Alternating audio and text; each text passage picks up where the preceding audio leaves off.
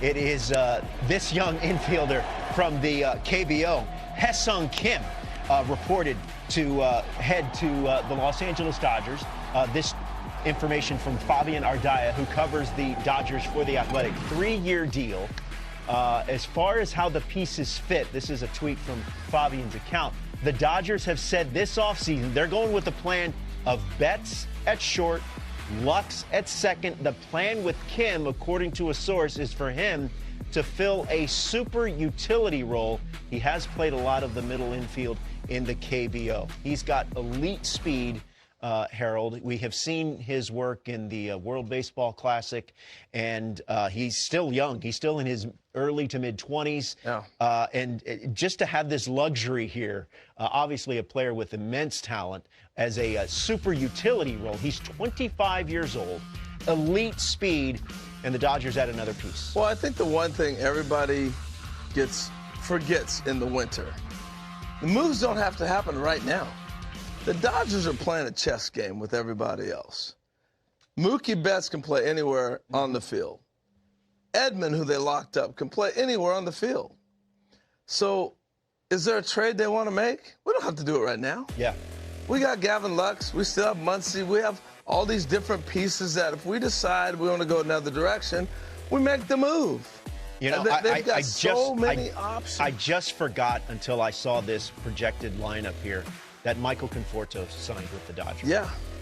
This year. And they do the big money headline, but they also do a shrewd move like this. 12.5 for 3 years? Yeah. For a guy that you think can be a super utility on a World Series team?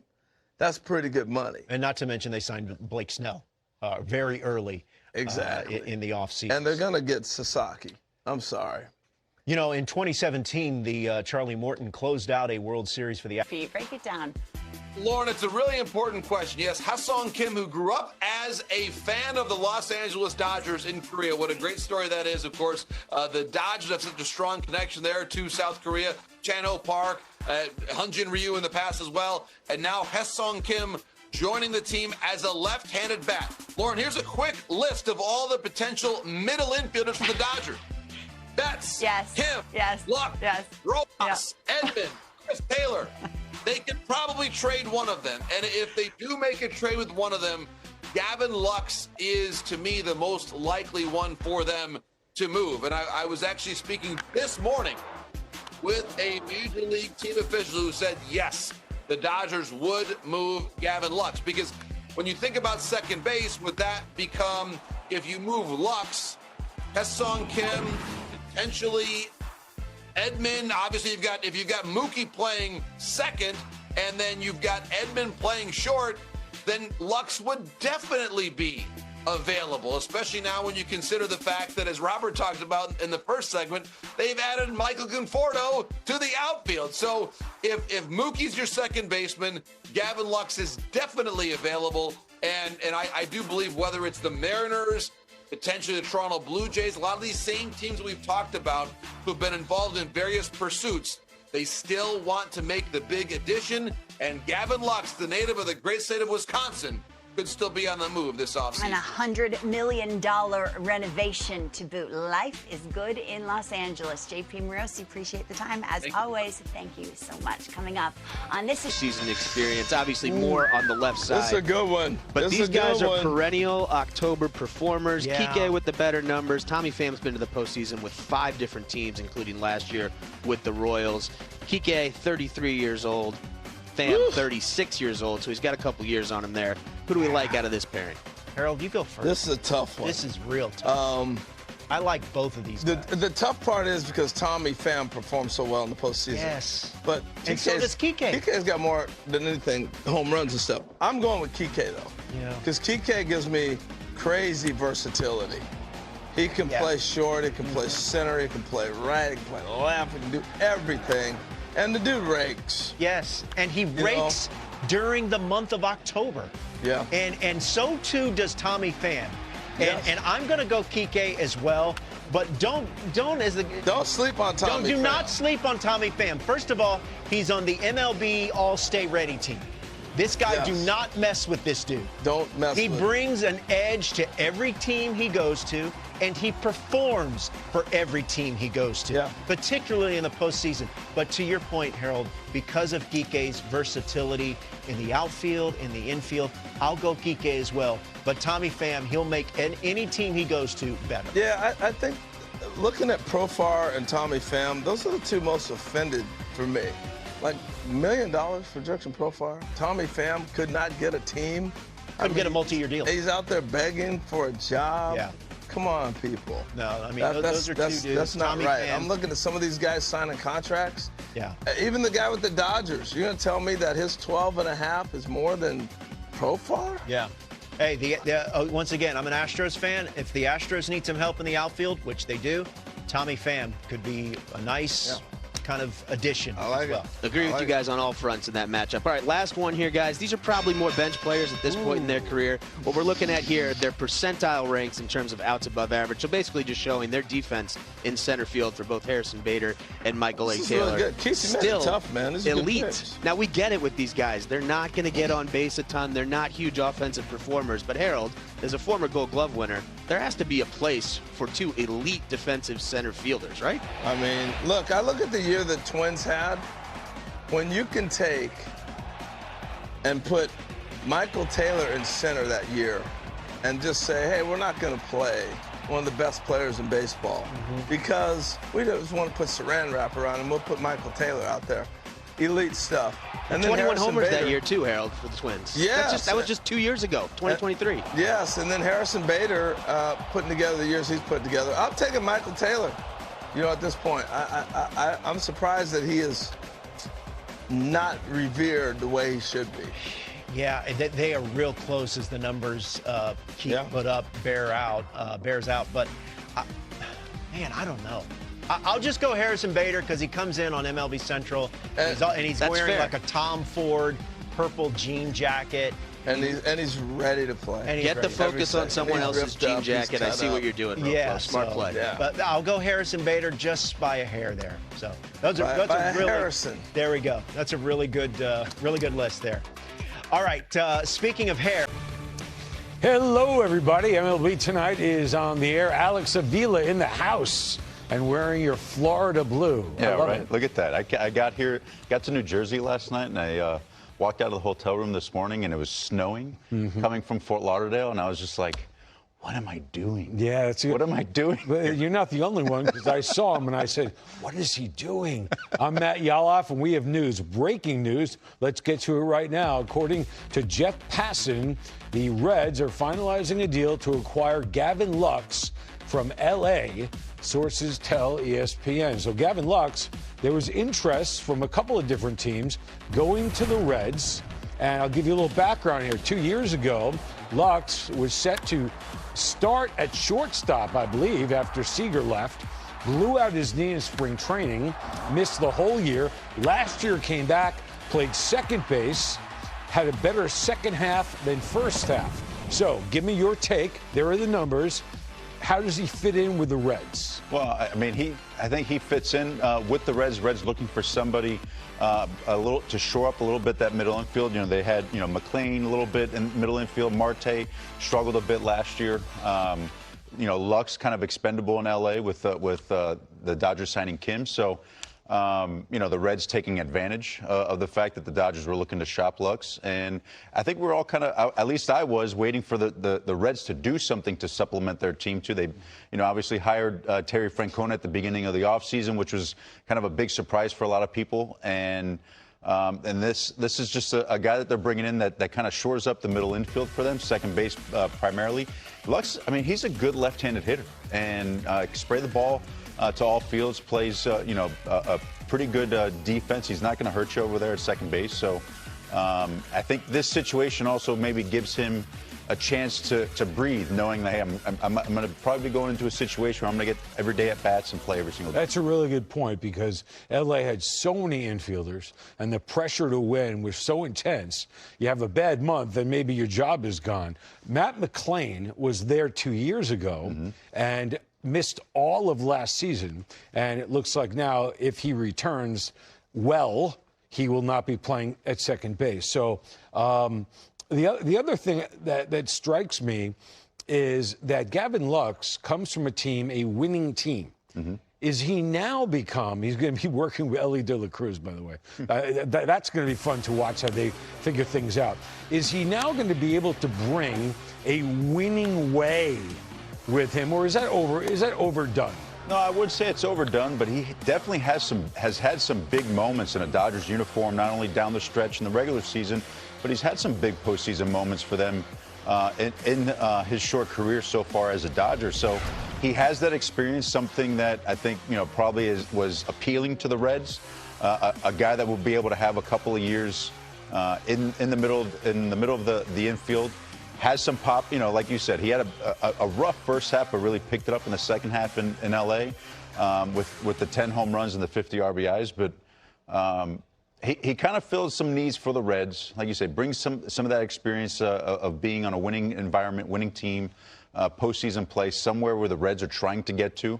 And someone that Francona will be able to lean on with that experience. Yep, and the Dodgers, just to wrap this up, Kim at second and Mookie Betts will be playing short. So he's going to go from teaming up with Betts to teaming up with De La Cruz. A little height difference.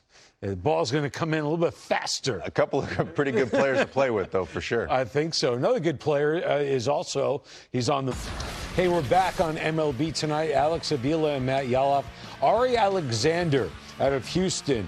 KPRC2, to be exact. And Houston has this on Anthony Santander, the late of the Orioles, according to a league source that says that...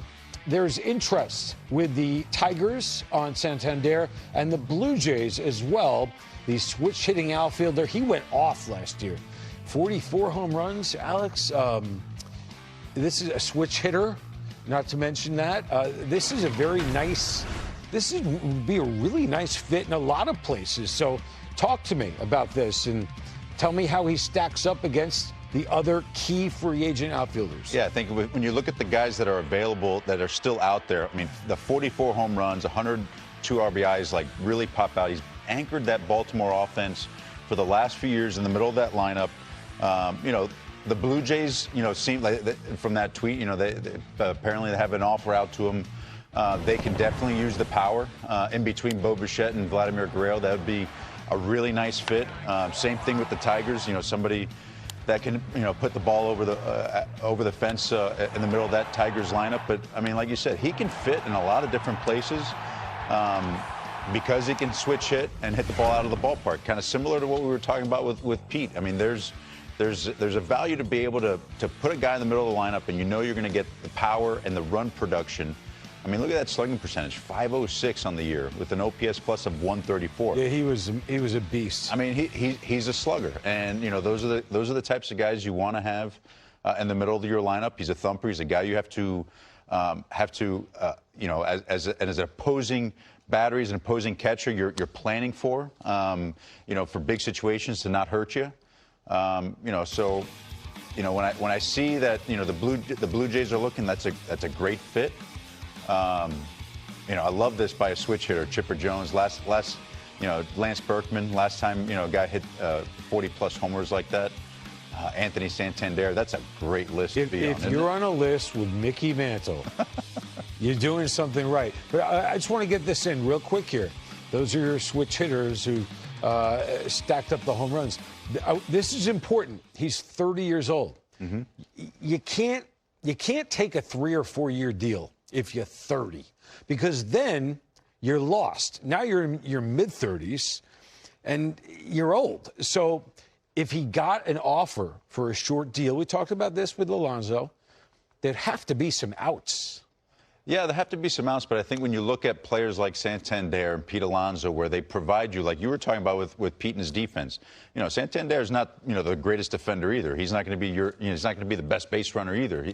He provides power. He provides RBIs, run production. So, teams haven't been going out paying for that unless, one, you're a lot younger, like Juan Soto, or you provide other, value on the field from your defense or your base running perspective. But so you're going to see those guys sign those, shorter-term 3 to 5 year deals, as opposed to getting a 10-year deals like, some of the younger guys are getting. But Like I said, Santander can fit in a lot of places. The Giants might be a nice fit for him. They lost Conforto to the Dodgers, so they could use someone. They haven't had a big thumper in the middle of their lineup to hit that many home runs since Bonds. So he'll fit in a lot of places, mainly for the fact that he could play either corner outfield position and DH.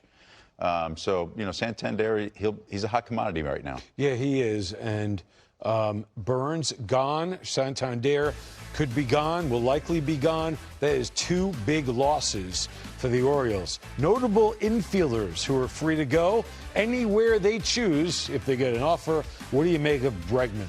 Yeah, well, I mean, Alex had, struggled that first half of the season last year, but really turned it on. And, his numbers ended up going exactly where he typically is at the end of the year. I mean, just a solid player from a defensive standpoint. Offensively, you know exactly what you're going to get. There's been a lot of talk about him with the Red Sox. It sounds like, they might be looking for a third baseman to move Devers to first or have him DH and Casas DH a little bit and kind of flip those guys. He would be, great hitting in Fenway Park. Right-handed hitter off that monster. I know he's hit well in Fenway Park over the course of his career, but Alex has been as a steady professional hitter as you can get.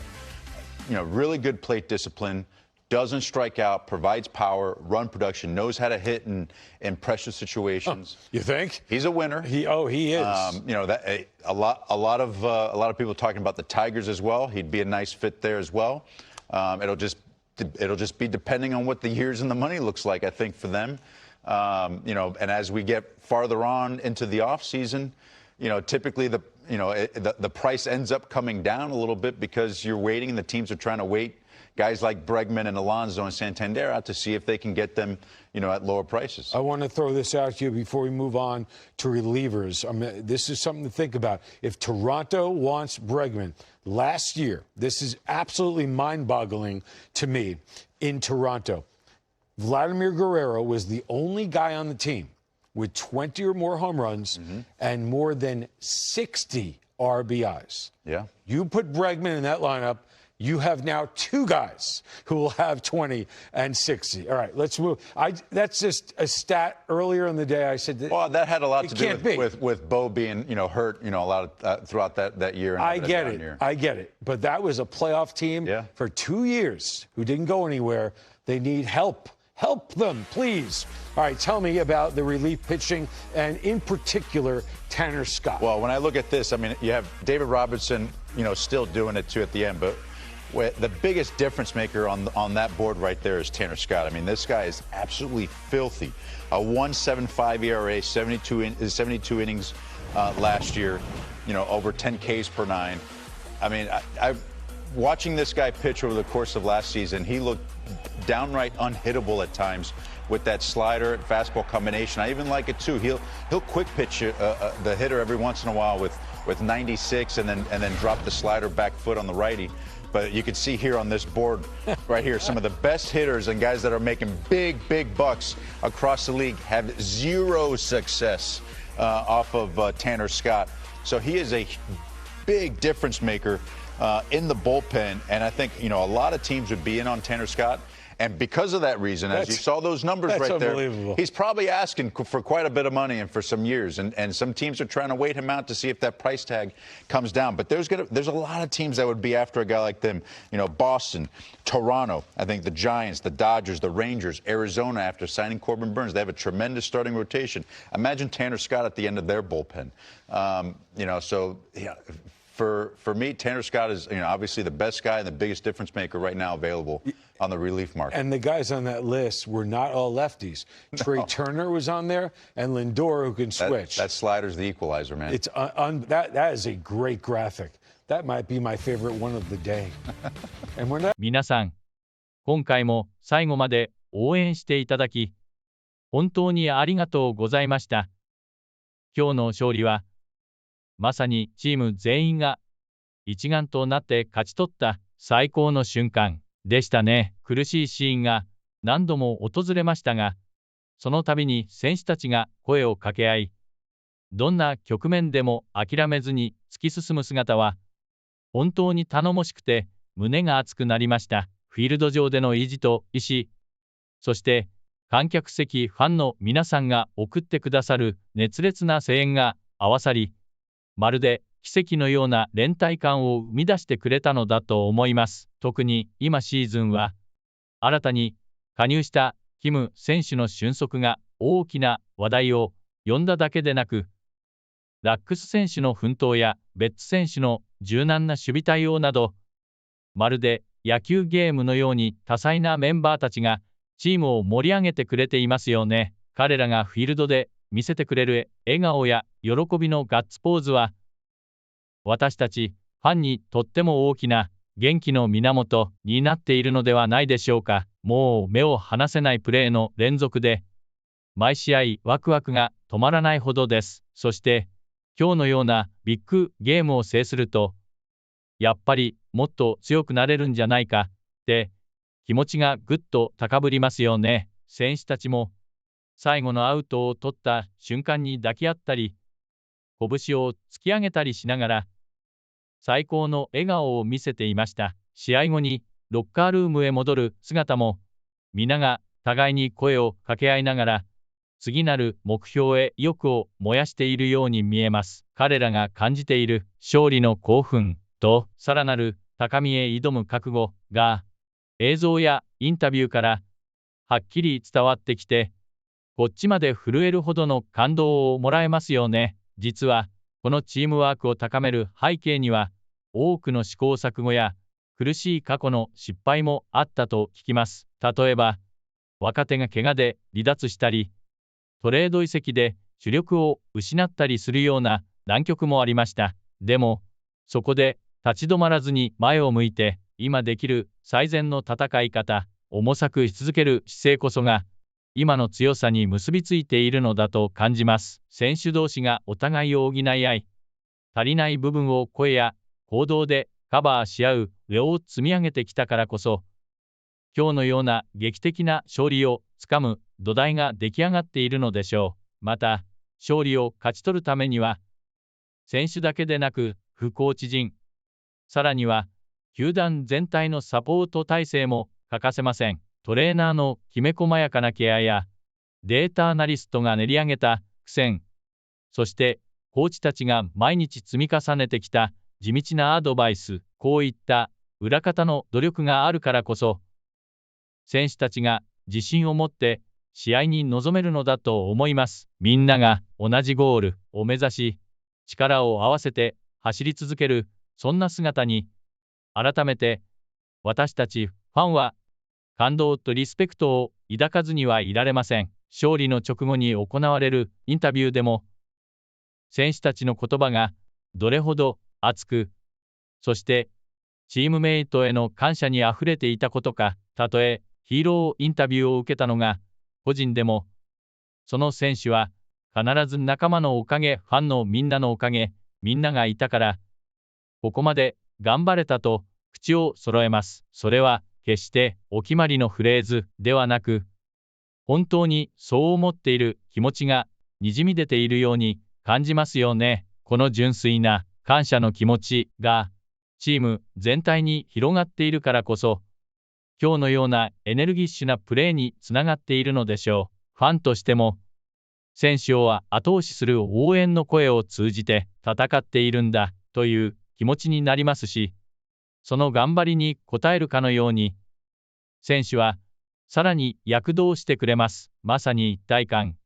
こんな瞬間に立ち会えるのは、スポーツ観戦の醍醐味ですよね。スタジアムで生で声を上げるのも、テレビやネット配信で声援を送るのも、遠くから SNS を通じてメッセージを届けるのも、すべてが選手たちに届いているはずです。勝利の後、ロッカールームやグラウンドで仲間と喜び合う姿を見ていると、次はもっと応援しよう、もっと熱くなろう、と気持ちが高まってきます。今後もチームはさらなる高みを目指すべく、選手補強や戦術面のアップデート、そして若手の成長を促していくでしょう。いつも先を見据え、しっかりと戦略を練り上げながらも、いざ試合になると泥臭いまでに一生懸命プレーする彼らの姿は、私たちにとって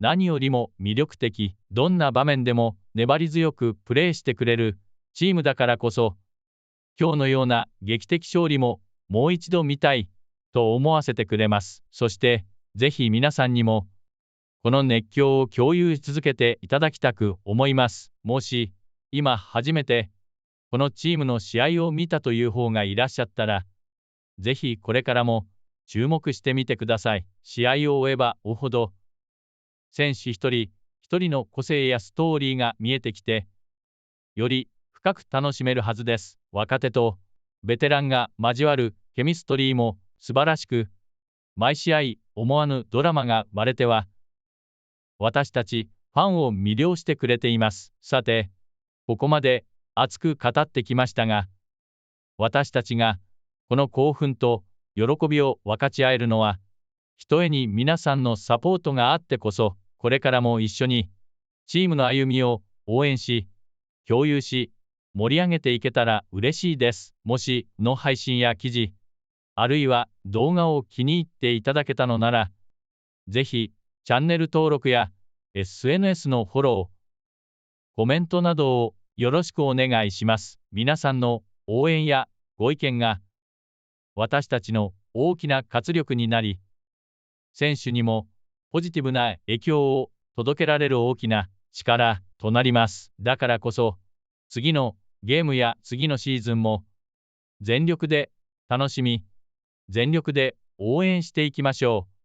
一人一人の思いが詰まって、さらに大きなムーブメントが起こることを願っています。勝利の瞬間に巻き起こるあの熱狂的な声援と、後押しされて突き進む選手たちの勇姿、そんな最高のシーンを何度でもこれからも一緒に作り上げましょう。さあ、次の試合に向けて気持ちを高めつつ、みんなで笑顔で再会できるよう、引き続き応援を続けましょう。今日も本当にありがとうございました。これからもチームへの変わらぬ声援をお願いいたします。それでは、またお会いしましょう。次の勝利の瞬間をみんなで心待ちにしながら、さあ、行くぞ。